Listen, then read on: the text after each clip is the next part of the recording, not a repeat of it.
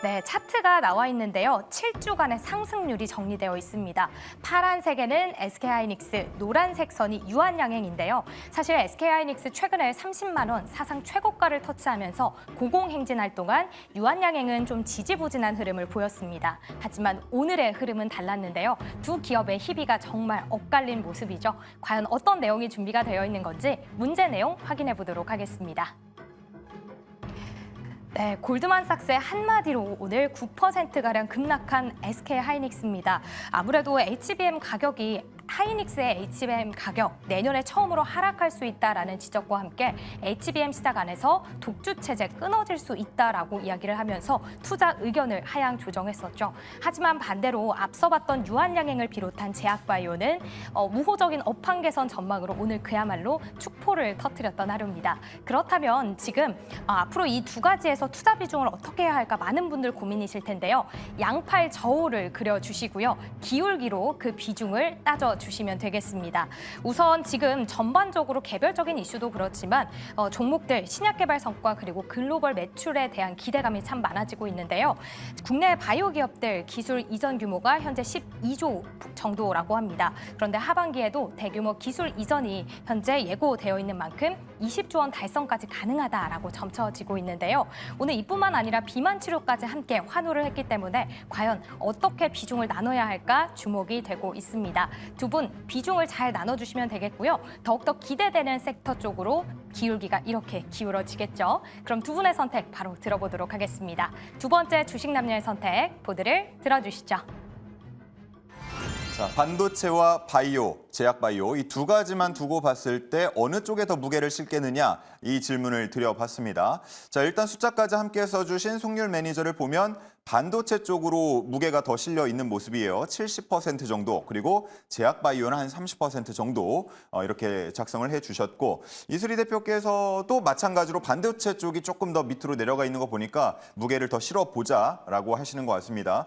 뭐 그림 기울기는 지금 거의 평행이어서 사실 비중은 잘 모르겠습니다만 자, 그러면 일단은 비중까지 적어주신 우리 송률 매니저 이야기를 들어보도록 하겠습니다. 반도체 위에 하트까지 그려주셨네요. 예, 반도체 좋습니다. 지금 이제 오늘 같은 경우는 좀 갈렸죠. 오늘 이제 유한양행을 또 얘기 안 할 수가 없는데요. 오늘 같은 경우는 유한양행 보더라도 이 투자 심리에 대해서 명확하게 우리가 조금 파악할 수 있는데 유한양행 시가총액이 작지가 않습니다. 지금 이제 기준으로 했을 때 한 10조 정도가 돼요. 10조 정도가 되는데 오늘 20% 가까운 상승세가 나왔습니다. 자, 그 얘기는 뭐냐면은 오늘 같은 경우는 그냥 제약바이오의 날이었다 이렇게 보셔도 좋을 것 같은데요. 일단은 미국발 관세 이슈가 한 발짝 물러났고 중요한 건 뭐냐면은 일단은 양대 산맥이 어느 정도 받쳐줘야 증시가 올라갑니다. 양대 산맥 뭐가 있죠? 반도체랑 2차 전지가 있는데 이게 최근에 조정을 받았단 말이에요. 2차 전지 같은 경우는 아직까지도 이제 업황이 안 좋기 때문에 사실상 반도체 중심으로 어느 정도 순환매가 돌다가 오늘 같은 경우는 제약바이오 쪽에 급등이 나왔는데 여기서 우리가 이제 계속해서 투자 관점을 가져간다라기보다는 오히려 저는 반도체가 지금이 타이밍이라고 보고 있습니다. 자, 앞전에 제가 여러분들한테 온디바이스 AI 주목하셔야 된다 말씀드렸었는데 이 사실 HBM 리포트 여기에 우리가 너무 불안정하게 판단할 필요 없습니다.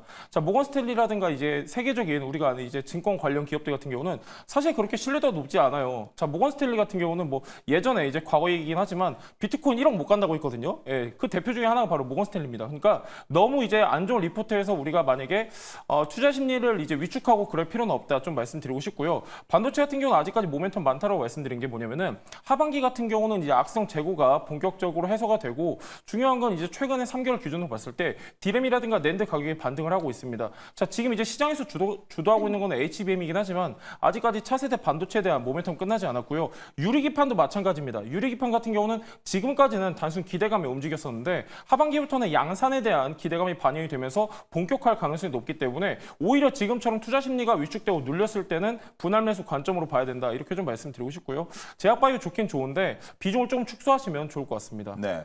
자, 뭐 반도체 뭐 담아요라는 질문 많이 들으실 거고 아마 시청자분들 가운데서도 고민하시는 분들은 SK하이닉스의 오늘 하락을 눈여겨보고 계실 것 같습니다. 지난번에도 조정이 나왔을 때 이 27만 원 부근에서 다시 반등하는 모습을 보였기 때문에 지금 좀 담아야 되나요? 라는 질문을 우리 송률 매니저께 드린다면 어떻게 생각하십니까? 예, SK하이닉스 너무 좋은데요. 일단 저는 오른 거는 별로 안 좋아합니다. 그러니까 상대적으로 눌려있는 것들 여러분한테 말씀드렸는데 앞전에 이제 온디바이스 AI 말씀드리면서 뭐 텔레칩스 같은 것도 말씀을 드렸어요. 그러니까 약간 여러분들이 이런 걸 좀 보셔야 되는데 최근 3달 동안 이제 증시 같은 경우는 많이 반등을 했단 말이에요. 근데 여기에 어느 정도 편승한 종목 종목들도 좋지만 상대적으로 덜 오른 종목을 찾아야 된다 좀 강조를 드렸었고요. 텔레칩스 같은 경우는 이제 차량용 인포 관련 아이템도 갖고 있는데 중요한 거는 얘 같은 경우는 이제 온디바이스 AI 쪽으로도 엮여 있습니다. 최근에는 약간 거래량이 없긴 하지만 오히려 이런 종목이 부담은 덜할 수가 있습니다.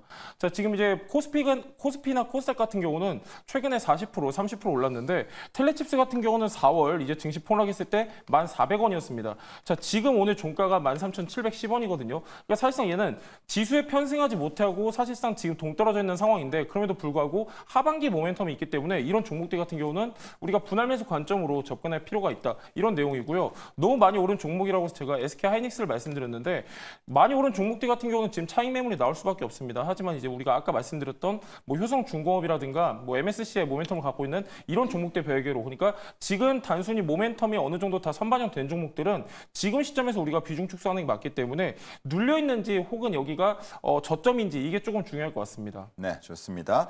자, 텔레칩스라는 종목명이 귀에 쏙 들어왔고요. 자, 다음 이슬이 대표님의 앞서 이제 그림을 보면은 역시나 반도체 쪽으로 조금 더 무게가 기울어 있었는데 포트폴리오 구성이 질문이었으니까요. 뭐 몇 대 몇 한다면 어떻게 제시를 해주시겠습니까? 좀 보수적이신 분들은 반도체 7, 이제 바이오 3이 좀 적당하지 않을까라고 보고 있고요. 조금 더 이제 공격적인 투자, 특히나 이제 단기 투자를 좀 위주로 하시는 분들에게는 이제 제약 바이오 4 그리고 이제 반도체 6 쪽으로 이렇게 조금 편성을 하시면 좀 좋지 않을까라는 말씀드리겠고요. 예. 앞서서 이제 매니저님께서 말씀해주셨지만 결국에 이제 오늘 SK 하이닉스가 왜 떨어졌는지 이 이유를 좀 명확히 아셔야 됩니다. 네, 골드만삭스에서 이제 리포트가 나왔는데요. 사실 이게 처음이 아니죠. 과거에 이제 그 모건 스탠리에서도 한번 목표가를 이제 반토막 이상 내는 리포트가 한번 나오게 되면서 그쵸. 그때 당시에도 한번 이제 출렁였었던 그런 네. 상황이었었습니다. 예, 16만 원이었나요? 뭐 10만 원대였죠, 그때. 네, 근데 그러고 나서 이제 바로 수일 뒤에 뭐 정정을 하는 이런 모습들을 좀 보여준 만큼 그렇게 뭐 신빙성은 없다라고 저도 좀 판단이 되고 있는 상황이고요.